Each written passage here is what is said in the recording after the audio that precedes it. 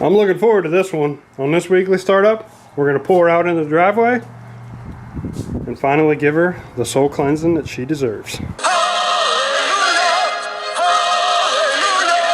Let's do it.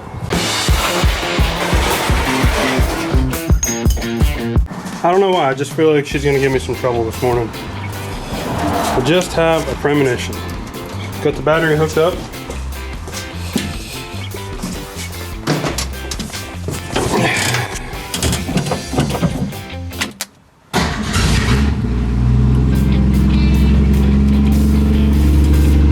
Feels good to be loved.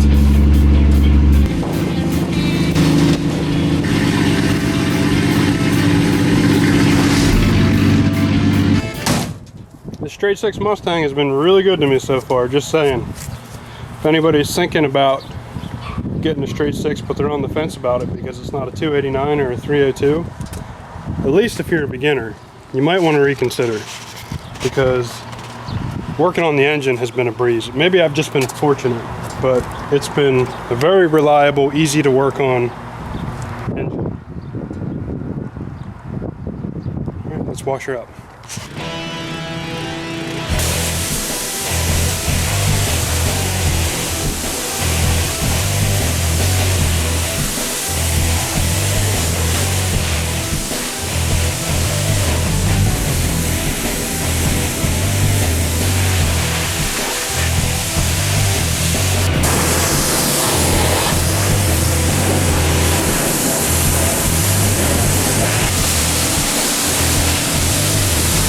Well, that was fun. Looks like a crime scene. Better bag and tag that. You can see my efforts to protect these brake lines did not go very far. Anyway, it's obvious that this front end is going to have to be disassembled. I need to replace a lot of these bushings. I need to decide if I can repaint and reuse some of these control arms, or if I have to replace them, the coil springs, things like that. And I need to get in here. You know, this rust in here might be, you know, worse than I think. So there's definitely a lot of stuff that's going to have to come apart here. This side isn't quite as bad, but you know, still going to have to disassemble all this stuff, take a look at it. Again, all this stuff has to come apart anyway, so I can at least put new bushings and things like that in there, but I may just replace these control arms, you know, rather than saving some money. I mean, overall, if you look at the frame, doesn't look bad at all. This is all original undercoating, I think. It's original. But this is all well intact undercoating. And I mean, as far as rust on the frame rails go, you're looking at the worst of it right there. Not too bad. The fenders, each of them have some kind of a patch panel underneath here. You can see the original fender in there. So this is hopefully what we will be tackling this week. I will be picking up sheet metal for this tomorrow, so hopefully we can get started on that. Now that it's been soaked, see if it starts up for us.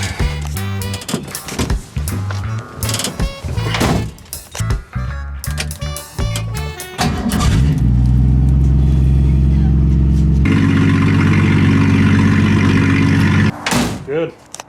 Mission accomplished.